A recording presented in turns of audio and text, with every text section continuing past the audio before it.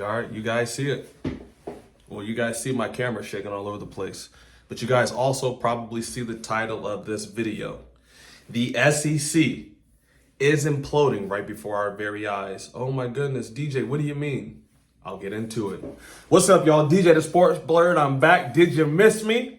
We had a great weekend of college football. Let me kind of fix my camera here, see if this works a little bit. My lighting's kind of off. I'm trying to figure out how we can get into this best lighting. I'm still an amateur YouTuber. I just like coming in and talking college football. Anyways, had a great weekend of college football. Major upsets. LSU beat Alabama, which I kind of thought they would. Tennessee loses to Georgia, which I kind of thought they would. And Northwestern really played it close with Ohio State. But we're not going to talk about that right now. We've already made a video about that. If you haven't seen it, please go back in my videos and watch it. Ohio State, where they exposed, I had a pretty good argument. You got to go check that argument out, though. All right. So if you're a fan of college football, college sports, boxing, tennis, hockey, golf, I talk about it all. Please consider subscribing to this channel. All your support has meant the world to me. I never thought that I'd be able to make a YouTube video and people would actually sit back and watch what I had to say. I really appreciate all the love and support I've gotten thus far. But let's get into it. Is the SEC imploding right before our very eyes? I think so. So this weekend, two teams lost that the SEC really needed to win. Tennessee lost, and also Alabama. Now, why did the SEC in particular need these two teams to win? Well, I mean, to keep their stronghold on the rankings.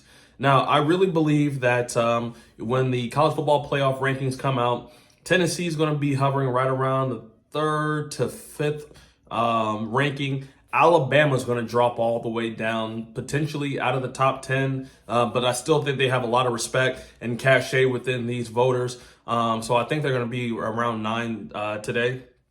My rankings follow as such. I got the Bulldogs at number 1. I think they've earned the right to be number 1. At number 2, I have Ohio State. I got them holding steady. All right, yeah, they didn't have a great game versus Northwestern, but they pulled it out and they did what needed to be done. At the end of the day, they won double digits. Again, the only team in college football to have every win by double digits this year is the Ohio State Buckeyes. That counts for something. At number 3, I have the Michigan Wolverines. At number 4, I have TCU. At number 5, I have Tennessee. Now, what's interesting, do I think TCU and Tennessee, if they played on a neutral field, do I think Tennessee could beat TCU? I think they could, but I got to give the unbeaten team the benefit of the doubt. I'm going to show TCU some love in this one. So let's go back to what happened this weekend. This was an absolute nightmare scenario for the SEC. Alabama could not afford to lose. Alabama, if the SEC is going to win the national championship this year, in my opinion, Alabama was the team that can do it. I don't think Georgia is the strongest team, at least when it comes to outer conference play, which you'll have in the conference football the college football playoffs. I don't think Georgia's your strongest team. I do think Ohio State can beat them. And even though Georgia smoked Michigan last year, those were two separate teams. I think Michigan on a neutral field this year would beat the Dogs. I know it seems crazy, but I've watched a lot of Michigan football. I've watched a lot of Georgia football. I like Michigan on a neutral field versus Georgia. Heck, I like Michigan on a neutral field versus anybody outside of Ohio State right now, okay? So, going for the playoffs, I don't think that Georgia is the strongest team out there. I do think that Alabama poses just crazy matchups for Ohio State and also Michigan. Now, I know what you're going to say, DJ, come on now. This Alabama team almost lost to Texas on the road, who was unranked at the time. This Alabama team almost lost to Texas A&M, and then they also have 2 losses on the season. I get that. But if you give Nick Saban ample time to prepare with Bryce Young, there's no telling what can happen. And then Tennessee, I felt like they also had the offense to be able to score with anybody. I think that when you play in Ohio State, obviously you have to outscore them, literally. But I think you have to have a team that can score with them, and that when Ohio State goes on these blitzes, you have to have a team that can stay with them. And I think Tennessee was that team. Now, the SEC has lost power throughout all these weeks of college football action, okay? In week one, there were 8 SEC teams ranked in the top 25. I don't know why I said that with Southern slang. In the top 25, there were 8 SEC teams. I don't know why I said that, y'all. I'm sorry. And week 6, there were 6 SEC teams ranked in the top 25. So you kind of see this coming down. In week 10, there are 5 SEC teams ranked in the top 25. Now you see every week, it kind of just comes down, down, down, down, down, down. The SEC is the best conference in my opinion. However, they have to play each other and they have a way of cannibalizing themselves.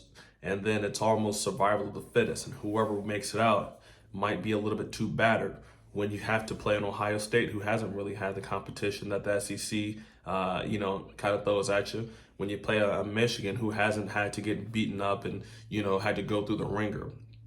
So, that's why I think the SEC is imploding. I think they're going to cannibalize each other. I think they're going to beat each other up. And whoever comes out of the SEC won't be able to actually hold up versus OSU, Michigan, TCU.